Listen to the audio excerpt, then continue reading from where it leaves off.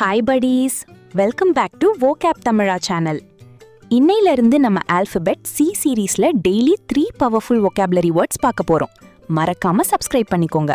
இதுதான் இன்னைக்கு நம்ம பார்க்க போற வேர்ட்ஸ். First word curtail. curtailனா குறைக்கிறது, ரெடியூஸ் பண்றது. Example, the government decided to curtail expenses. அதாவது கவர்மெண்ட் செலவுகளை குறைச்சாங்க. சிம்பிளா curtail மீன்ஸ் ரெடியூஸ்னு ஞாபகம் வச்சுக்கோங்க. Next word coerce.